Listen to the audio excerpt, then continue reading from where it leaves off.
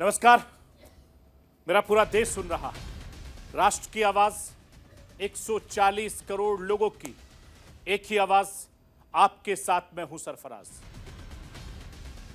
मैं सरफराज सैफी आपको बताना चाहता हूं, हिंदुस्तान में चुनाव के ऐलान से पहले चुनावी नारा दिया गया है और यह नारा गढ़ने का मौका प्रधानमंत्री मोदी को पटना से मिला है।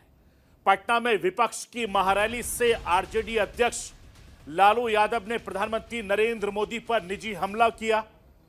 पीएम मोदी के परिवार को लेकर सवाल उठाए, जिसका जवाब प्रधानमंत्री नरेंद्र मोदी ने तेलंगाना से दिया। लालू यादव के इस निजी हमले को पीएम मोदी ने अपना सियासी हथियार बना लिया। पीएम मोदी ने कहा कि 140 करोड़ देशवासी ही उनका परिवार है।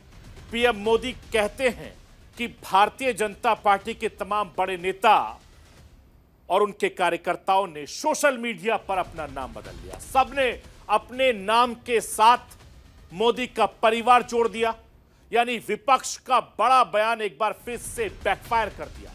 पीएम मोदी ने 2024 के चुनाव के लिए इसे अपना सबसे बड़ा हथियार बना लिया। क्या बीजेपी को फिर से मिलेगा इसका सियासी फायदा? यह आपको राष्ट्र की आवाज के जरिए बताने, दिखाने, समझाने की कोशिश करूंगा। प्रधानमंत्री नरेंद्र मोदी पर निजी हमला कोई नई बात नहीं है। चाहे 2014 चुनाव हो या 2019 के आम चुनाव में, उस दौरान भी कई बार पीएम मोदी पर सवाल खड़े किए गए। लेकिन प्रधानमंत्री नरेंद्र मोदी ने सार्वजनिक मंचों से बार बार कहते आए हैं कि विपक्ष के नेता दिन रात मोदी को गाली देते हैं। पीएम मोदी की खूबी यह है कि वो विपक्ष के हर वार को अपना सियासी हथियार बना लेते हैं और उसी हथियार से विपक्ष पर पलटवार करते हैं। साल 2019 में कांग्रेस नेता राहुल गांधी ने कहा था चौकीदार चोर है। पीएम मोदी ने उसे भी अपना हथियार बना लिया। तब प्रधानमंत्री नरेंद्र मोदी ने मैं भी चौकीदार अभियान लॉन्च कर दिया और देखते देखते पूरा भारतीय जनता पार्टी के नेता कार्यकर्ताओं में खूब असर हुआ। इसका बहुत फायदा भारतीय जनता पार्टी को मिला। बीजेपी के कुछ बड़े नारों और अभियानों के बारे में आज आपको राष्ट्र की आवाज के जरिए समझाने की कोशिश करूंगा। प्रधानमंत्री नरेंद्र मोदी ने भारतीय जनता पार्टी के लिए 370, एनडीए के लिए 400 प्लस लोकसभा सीट जीतने का टारगेट दिया है, लक्ष्य दिया है। इसके अलावा भारतीय जनता पार्टी ने 50% वोट हासिल करने का टारगेट लिया है। नॉर्थ इंडिया में बीजेपी अपना पांव करीब करीब सभी राज्यों में काफी हद तक पसार चुकी है और इस लक्ष्य को हासिल करने के लिए बीजेपी को साउथ का किला भेजना बहुत जरूरी है। भारतीय जनता पार्टी ने इसके लिए प्लानिंग कर ली है।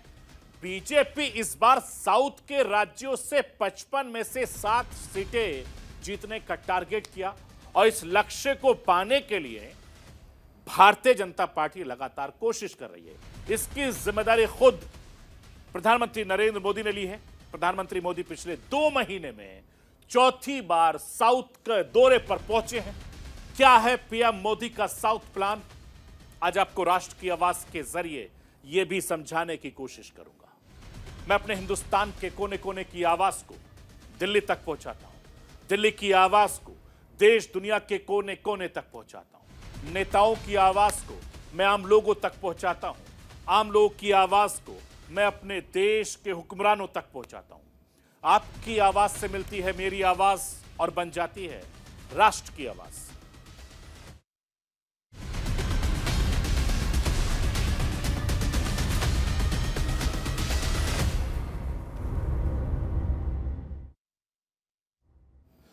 लोकसभा चुनाव को लेकर सरगर्मी तेज होती जा रही है। बार पलटवार तेज होते जा रहे हैं। हिंदुस्तान के प्रधानमंत्री नरेंद्र मोदी पर परिवार का तंज कसकर विपक्ष ने बीजेपी को एक बड़ा मौका दे दिया। राजनीति के माहिर खिलाड़ी माने जाने वाले हिंदुस्तान के प्रधानमंत्री नरेंद्र मोदी ने विपक्ष के तीर को उसी तरफ मोड़ दिया। लालू यादव के एक बयान पर पीएम मोदी ने पूरे देश की जनता को अपना परिवार बनाकर मैदान में उतार दिया। लालू यादव ने विपक्ष की महारैली में बिहार से पीएम मोदी का हिसाब किताब मांगा था, तो पीएम मोदी ने बता दिया कि पूरा हिंदुस्तान उनका परिवार है, पूरा देश उनका परिवार है। लालू के परिवार वाले बयान पर पीएम मोदी ने तेलंगाना की रैली से जवाब दिया और कहा 140 करोड़ देशवासी उनका परिवार है। करोड़ों भाई बहनों, बेटी, माताएं भी मोदी का परिवार है। तेलंगाना की रैली में पीएम मोदी ने इतना कहा और चुनावी मौसम में बीजेपी को एक नया हथियार मिल गया।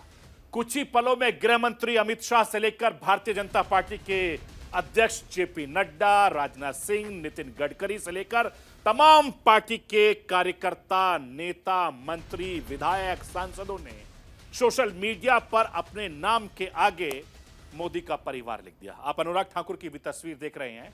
तमाम ये कैंपेन बहुत तेजी से चल गया। वो खुद को पीएम मोदी के परिवार का सदस्य बताते हैं। मैं राष्ट्र की आवाज के जरिए पहले लालू प्रसाद यादव को सुनवाना चाहता हूं, जिस बयान पर प्रधानमंत्री नरेंद्र मोदी ने के साथ साथ भारतीय जनता पार्टी के सभी नेताओं ने हमला बोल दिया। जरा सुन लीजिए कि लालू यादव ने कहा क्या था। ये मोदी क्या है? मोदी कोई चीज है क्या? ये नरेंद्र मोदी आजकल परिवारवाद पर हमला कर रहे हैं। अरे भाई, तुम बताओ ना कि तुमको क्यों परिवार में कोई संतान नहीं तुमको हुआ, बताओ।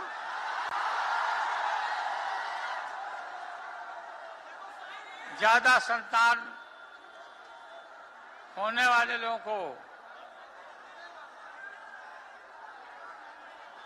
बोलता कि परिवारवाद है, परिवार के लिए लोग लड़ रहे हैं।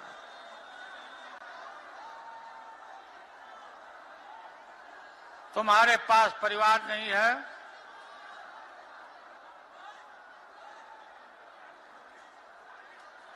और तुम्हारी माताजी जब, और तुम हिंदू भी नहीं है। मैं आपको यह बताना चाहता हूं, प्रधानमंत्री नरेंद्र मोदी के हर भाषण में मोदी की गारंटी की गूंज होती थी, लेकिन लालू यादव ने पीएम मोदी पर निजी बयान को ही भारतीय जनता पार्टी ने अपना चुनावी हथियार बना लिया।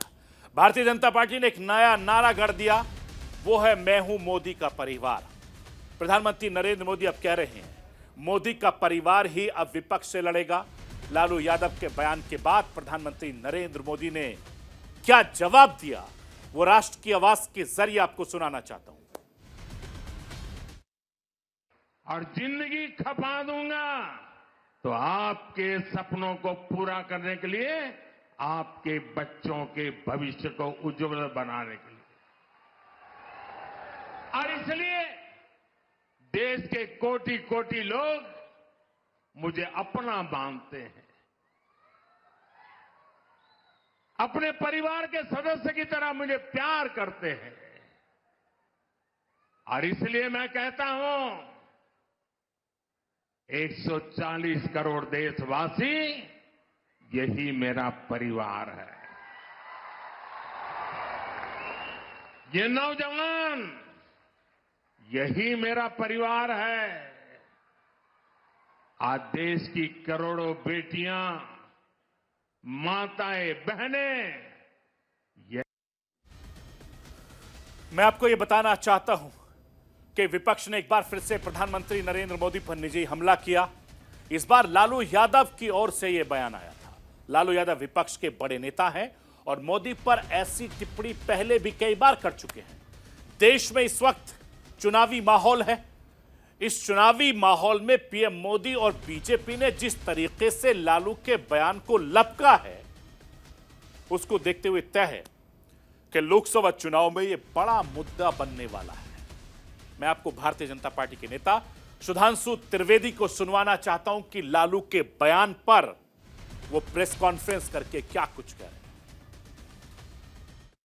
पटना की रैली में इंडी गठबंधन के सभी नेताओं की उपस्थिति में प्रधानमंत्री श्री नरेंद्र मोदी जी के ऊपर एक बार पुनः इस स्तर का, इस निचले और छिछले स्तर का शब्द प्रयोग किया गया है श्री लालू प्रसाद यादव जी के द्वारा, जो दुखद है। और कष्टकारक है। उन्होंने मोदी जी के परिवार के विषय में यह बात कही तो मैं याद दिला देना चाहता हूं कि प्रधानमंत्री श्री नरेंद्र मोदी जी के लिए परिवार पूरा देश है। मैं आपको यह बताना चाहता हूं कि यह नारा नया नहीं है। इससे पहले भी जब प्रधानमंत्री नरेंद्र मोदी पर विपक्ष ने निजी हमला किया तो पीएम मोदी ने उसे अपना हथियार बना लिया और इस बयान को कैंपेन में बदल दिया।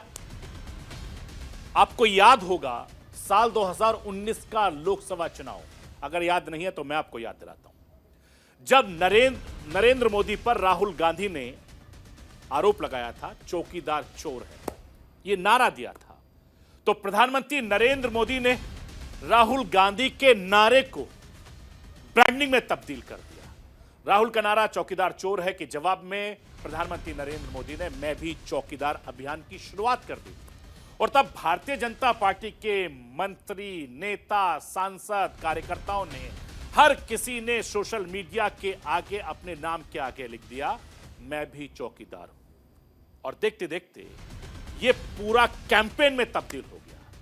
देश भर में लोगों की जुबान पर यह नारा छा गया। तब लाखों भारतीय जनता पार्टी के समर्थकों ने अपने सोशल मीडिया प्रोफाइल पर भी लिख दिया मैं भी चौकीदार। तस्वीरें लगातार मैं आपको दिखा रहा हूं और विपक्ष ने इसका बड़ा मजाक उड़ाया था, लेकिन चुनाव नतीजों ने यह साबित कर दिया कि मोदी का नारा काफी ज्यादा भारा पड़ गया और बीजेपी ने अपने दम पर लोकसभा चुनाव में बहुमत हासिल करते हुए 303 सीटें जीती थी। और हर चुनाव से पहले विपक्ष जब भी पीएम मोदी पर हमला करता है, पीएम मोदी उसे अपना सबसे बड़ा सियासी हथियार मान लेते हैं। उसी तरीके से विपक्ष पर पलटवार करते हैं। मैं राष्ट्रवाद के जरिए उन बड़े नारों और अभियानों के बारे में बताना चाहता हूं जिसे अपना हथियार बनाकर भारतीय जनता पार्टी ने चुनाव में जीत दर्ज की थी। साल 2000 के लोकसभा चुनाव आपको याद है, अच्छे दिन आने वाले हैं, यह नारा था। हर हर मोदी, घर घर मोदी बड़ा मशहूर हुआ। कांग्रेस मुक्त भारत, अब की बार मोदी सरकार, उसके बाद सबका साथ, सबका विकास जैसे तमाम नारे उस समय गढ़े गए थे। इसका भारतीय जनता पार्टी को बहुत ज्यादा फायदा हुआ।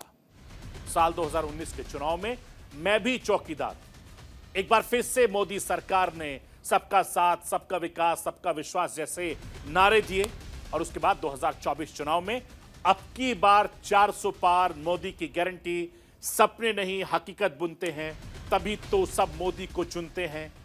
पीएम मोदी ने मोदी का परिवार भी जोड़ दिया और अब मैं भी मोदी के परिवार का हिस्सा। यानी नरेंद्र मोदी खुद ब्रांडिंग के इतने मास्टर हैं कि उन पर कोई भी विपक्ष का नेता आरोप लगाता है, हमला बोलता है, तो उसे अपना चुनावी हथियार बना लेते हैं और उसका फायदा भारतीय जनता पार्टी, उसके नेता को बहुत कुछ मिल जाता है। जो राजनीति के स्टूडेंट्स हैं, जो रिसर्च के स्टूडेंट्स हैं, उनको बहुत कुछ समझने को, सीखने को मिलता है। क्योंकि ब्रांडिंग किस तरीके से की जाती है उसका अंदाज आप लगाइए। भारतीय जनता पार्टी चुनाव में लगातार इस पर वार करने वाली है। इससे कौन घायल होगा ये आने वाले वक्त में आपको तस्वीर साफ हो जाएगी। मैं आपको यह भी बताना चाहता हूं कि दक्षिण भारत के मिशन पर प्रधानमंत्री नरेंद्र मोदी हैं। पिछले लोकसभा चुनाव में बीजेपी का खाता नहीं खुला था। पीएम मोदी ने साउथ में पूरी ताकत झोंक दी है और ये साउथ का वो राज्य है या जिले हैं जहां बीजेपी को इस बार उम्मीद की नई किरण दिखाई दे रही है और पूरा फोकस प्रधानमंत्री नरेंद्र मोदी ने साउथ के राज्यों पर, जिलों पर कर रखा है। और इस उम्मीद को परवान चढ़ाने के लिए प्रधानमंत्री नरेंद्र मोदी ने साउथ के राज्यों का ताबड़तोड़ रैलियां कर रहे हैं। प्रधानमंत्री नरेंद्र मोदी पिछले 2 महीने में 4 बार साउथ का दौरा कर चुके हैं और 2024 के शुरुआत से पीएम मोदी लगातार साउथ के राज्यों में हैं, साउथ के लोगों से लगातार मिल रहे हैं, सौगात दे रहे हैं। आपको याद होगा कि जनवरी फरवरी के बीच प्रधानमंत्री नरेंद्र मोदी ने साउथ के राज्यों में करीब करीब 11 दिन गुजारे। 5 दिनों की अगर मैं बात करूं तो पिछले 5 दिनों में प्रधानमंत्री नरेंद्र मोदी दूसरी बार साउथ के दौरे पर हैं। मिशन चुनावी मोड में प्रधानमंत्री नरेंद्र मोदी तेलंगाना पहुंचे, आदिलाबाद में प्रधानमंत्री नरेंद्र मोदी ने 56,000 करोड़ रुपए की परियोजनाओं का उद्घाटन और शिलान्यास किया। एक जनसभा में नरेंद्र मोदी ने जनता को संबोधित करते हुए पिछले 15 दिनों में क्या क्या किया, तेलंगाना की धरती से वो हिंदुस्तान के वासियों को बता रहे हैं। मैं आपको नरेंद्र मोदी को सुनवाना चाहता हूं। सुनिए कि नरेंद्र मोदी ने साउथ के लोगों को क्या कुछ दिया। आप खुद उनकी जुबानी सुनिए।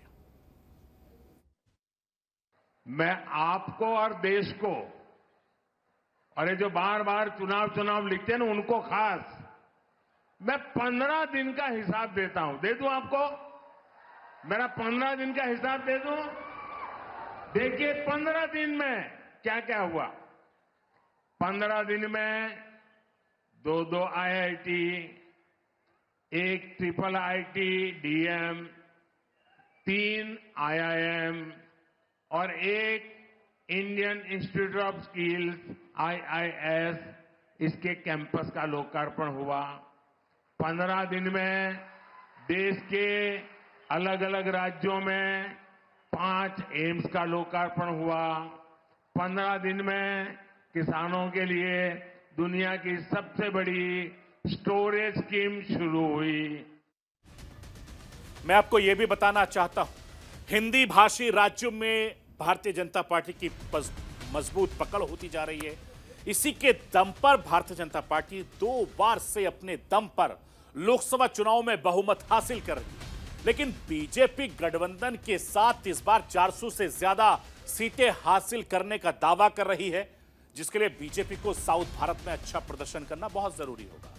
अब तक सिर्फ एक ही बार कोई पार्टी 400 बार से ज्यादा सीटें देती थी। वो साल 1984 में था, क्योंकि कांग्रेस ने ऐसा किया था। तब इंदिरा गांधी की हत्या के बाद लोगों ने भावुक होकर मतदान किया था। दक्षिणी भारत में कर्नाटक, आंध्र प्रदेश, केरल, तेलंगाना, तमिलनाडु में मिलकर कुल 5 राज्यों में शामिल हैं। इन राज्यों में बीजेपी की मौजूदा हालत क्या है, वो भी राष्ट्र की आवाज के जरिए मैं आपको समझाना चाहता हूं। जरा समझ लीजिए। और इस का प्लान भी क्या है, वो भी आपको समझाना बहुत जरूरी है।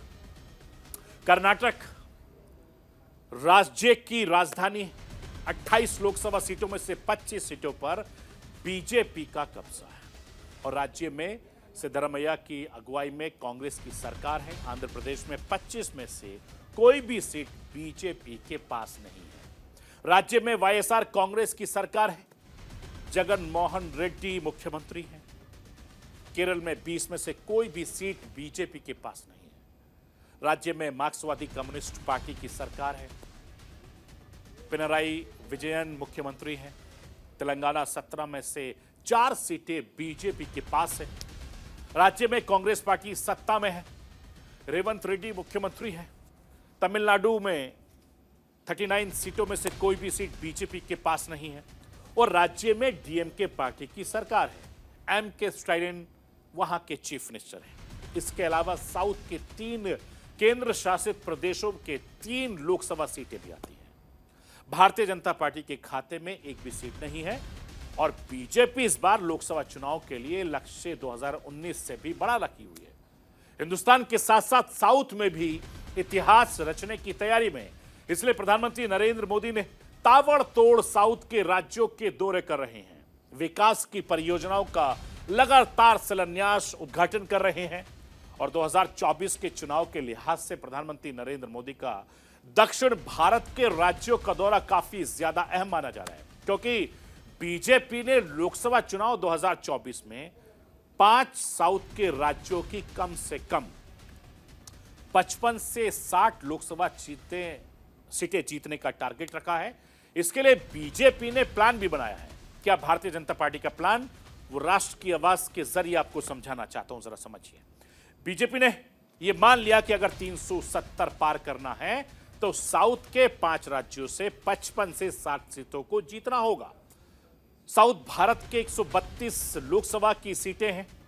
2019 की लोकसभा चुनाव में बीजेपी को सिर्फ 29 सीटें मिली थी। इसके लिए बीजेपी ने साउथ में 84 सीटों को नजरअंदाज रखा है। भारतीय जनता पार्टी हमेशा से कमजोर रही है और बीजेपी ये खुद मानती है कि इस चुनाव में पार्टी को कर्नाटक की 25 सीटों के अलावा 30 नई सीटें जीतनी होंगी, जिसके लिए मेहनत की जा रही है। बीजेपी ने इसके लिए विस्तार के लिए तमिलनाडु, आंध्र प्रदेश, तेलंगाना को पूरा फोकस कर रखा है। तमिलनाडु में लोकसभा की 39 सीटें हैं और 15 सीटें बीजेपी के निशाने पर है। तेलंगाना की 17 सीटें हैं, कम से कम 10 सीटें जीतने का टारगेट है। और आंध्र प्रदेश, केरल में भी पार्टी 4-4 सीटें जीतने की रणनीति पर काम कर रही है। मैं आपको यह बताना चाहता हूं कि पिछले 4 महीनों में प्रधानमंत्री नरेंद्र मोदी साउथ के राज्यों में 8 चुनावी सभाओं और रोड शो को संबोधित कर चुके हैं, जिसमें हजारों करोड़ की परियोजनाओं का उद्घाटन, शिलान्यास किया है। इसका फायदा भारतीय जनता पार्टी को कितना मिलेगा, वो 2024 के रिजल्ट के बाद ही तस्वीर साफ होगी, क्योंकि उस तरफ लगातार राहुल गांधी पर दौरे कर रहे हैं। क्योंकि कांग्रेस की नजर भी साउथ पर है, इसके अलावा जो वहां की क्षेत्रीय पार्टी है वो भी पूरा दमखम लगा रही हैं। तो आने वाले वक्त में ये तस्वीर साफ होगी कि किस पार्टी को कितना फायदा होगा, कितना नुकसान होगा। ये 2024 के नतीजे साफ हो जाएंगे। तो ये थी राष्ट्र की आवाज। बाकी खबरों के लिए आप बने रहिए न्यूज़ इंडिया के साथ।